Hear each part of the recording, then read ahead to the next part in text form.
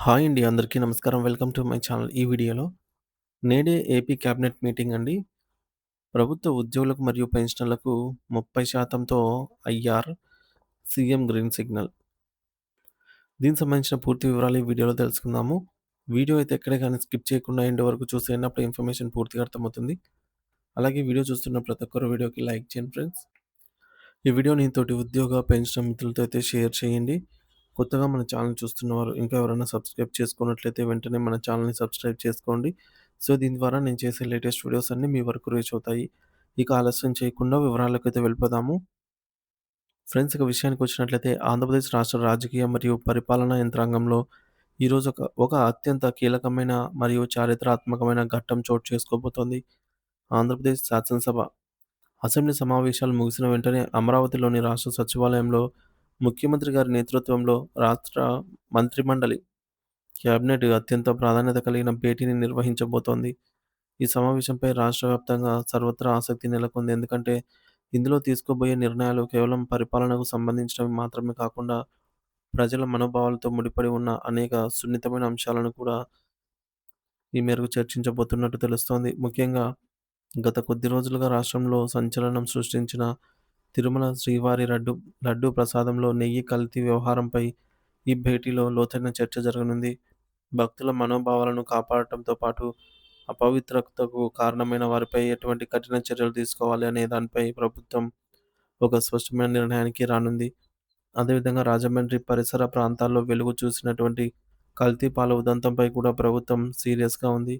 ప్రజారోగ్యానికి హాని కలిగించేటువంటి అక్రమాలను అరికట్టడానికి తీసుకోవాల్సిన విప్లవాత్మక చర్యలపై ఈ సమావేశంలో మంత్రుల మండలి చర్చించనుంది. రాష్ట్ర రాజధాని అమరావతి అభివృద్ధి మరియు పారిశ్రామిక పురోగతికి సంబంధించి కేబినెట్ భేటీ ఒక మైలురాయిగా నిలవబోతోంది. ఆంధ్రప్రదేశ్ రాజధాని ప్రాంత అభివృద్ధి ప్రాధికార సంస్థ (సిఆర్‌డిఏ) సమర్పించిన కీలక ప్రతిపాదనలకు ఈ సమావేశంలో అధికారిక ఆమోద ముద్ర లభించనుంది. ఇందులో అత్యంత ముఖ్యమైన అంశం ఏమిటంటే గత ప్రభుత్వం తీసుకొచ్చినటువంటి వివాదాస్పద R5 జోన్‌ను రద్దు చేయడము. ఇక రాజధాని మాస్టర్ ప్లాన్‌ను దెబ్బతీసేలా ఉన్న ఈ జోన్ రద్దు నిర్ణయం ద్వారా అమరావతి అభివృద్ధికి ఉన్న అడ్డంకులు తొలగిపోతాయని ప్రభుత్వం భావిస్తోంది. దీంతో పాటుగా రాష్ట్ర పారిశ్రామిక అభివృద్ధి పరుగులు పెట్టించే ఉద్దేశంతో state investment promotion board (SIPB) సిఫార్సులు చేసింది. వివిధ పారిశ్రామిక ప్రాజెక్టులకు కూడా ప్రభుత్వం గ్రీన్ సిగ్నల్ ఇవ్వబోతోంది.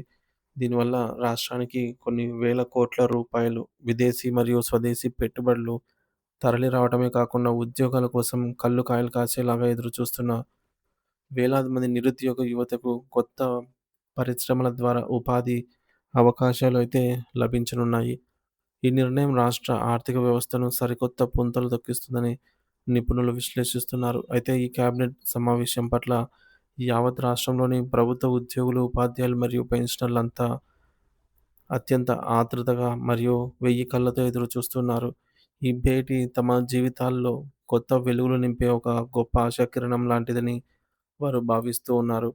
గత కొంతకాలంగా పరిష్కారం కాకుండా పెండింగ్‌లో ఉన్న జటిలమైన సమస్యలకు, ముఖ్యంగా ఆర్థిక పరమైనటువంటి ఇబ్బందులకు ఈ సమావేశం ద్వారా ఒక శాశ్వత మోక్షం లభిస్తుందని ఉద్యోగ సంఘాలు చాలా బలంగా విశ్వసిస్తూ ఉన్నాయి. ఇక రాష్ట్ర వ్యాప్తంగా ప్రస్తుతం ఒకటే ప్రధాన చర్చ సాగుతోంది. అదే 30% మధ్యంతర భృతి ఐఆర్ ప్రకటన. అవునండి. ఉద్యోగ పెన్షనర్స్ కోసం 30% ఐఆర్.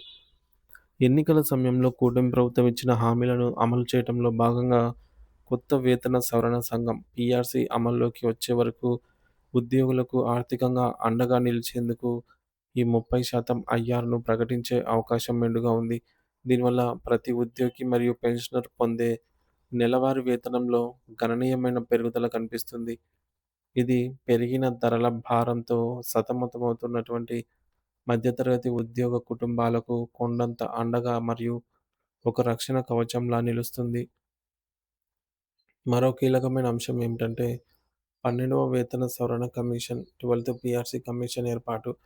ఈ కమిషన్‌ను తక్షణమే నియమించి ఉద్యోగుల వేతన సవరణ ప్రక్రియను ఏమాత్రం ఆలస్యం చేయకుండా యుద్ధ ప్రాతిపదికన పూర్తి చేయాలని ప్రభుత్వం దృఢ సంకల్పంతో అయితే ఉంది. ఈ కమిషన్ నియామకం ద్వారా భవిష్యత్తులో ఉద్యోగుల ఫిట్మెంట్, గ్రాట్యుటీ పరిమితి పెంపు మరియు ఇతర ముఖ్యమైన అలవెన్సుల ఖరారుకు ఒకవైపు ఒక స్పష్టమైన మార్గం సుగమం కానుంది. కేవలం భవిష్యత్తు ప్రయోజనాలే కాకుండా గత ప్రభుత్వ హయాంలో నుండి నిలిచిపోయినటువంటి పెండింగ్ డీఏ మరియు పెన్షన్లకు సంబంధించిన డీఆర్ బకాయిలపై కూడా ఈ సమావేశంలో ఒక పారదర్శకమైనటువంటి మరియు అధికారిక షెడ్యూల్ రాబోతోంది అనైతే అంచనా. ఏ ఏ నెలల్లో ఎన్ని విడతల్లో ఈ భారీ బకాయిలను విడుదల చేయాలో వివరించి ఒక ప్రత్యేక ఆర్థిక ప్రణాళికను ప్రభుత్వం ఖరారు చేయబోతోంది. ఇది ముఖ్యంగా వృద్ధ పెన్షనర్లు మరియు సీనియర్ ఉద్యోగుల సుదీర్ఘ నిరీక్షణకు త్వరలోనే తెరదించనుంది. మరి దీనితో పాటు ఉద్యోగులు తమ అత్యవసర అవసరాల కోసం దాచుకున్న జీపీఎఫ్ నిధులు, ఏపీజీఎల్ఐ పాలసీ సొమ్ము మరియు వైద్య ఖర్చులకు సంబంధించినటువంటి మెడికల్ రియంబర్స్మెంట్ వంటి ఇతర పెండింగ్ బకాయిలను కూడా ప్రాధాన్యతా క్రమంలోనే విడుదల చేసేందుకు ఆర్థిక శాఖ ఇప్పటికే కసరత్తు పూర్తి చేసింది. మరి దీనికి సంబంధించిన బడ్జెట్ అంచనాలను సిద్ధం చేసి ముఖ్యమంత్రి కార్యాలయానికి నివేదికను కూడా అందజేసినట్లు విశ్వసనీయ సమాచారం అందుతోంది.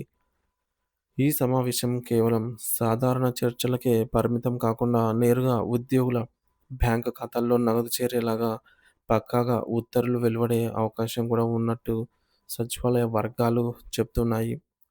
మరి మొత్తం మీద చూస్తే ఆంధ్రప్రదేశ్ రాష్ట్రంలోని సుమారు 25 లక్షల మంది ఉద్యోగ, ఉపాధ్యాయ మరియు పెన్షనర్ల కుటుంబాలకు సంబంధించి ఈ ఫిబ్రవరి నెల ఒక చారిత్రాత్మక మార్పుకి నాంది కాబోతోంది.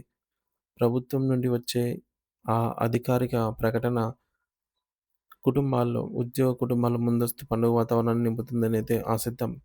ప్రభుత్వం తీసుకునే ప్రతి సానుకూల నిర్ణయం రాష్ట్ర సర్వతోముఖాభివృద్ధికి మరియు ప్రజా సంక్షేమానికి ఒక బలమైన పునాదిగా అయితే నిలుస్తుందని చెప్పవచ్చు.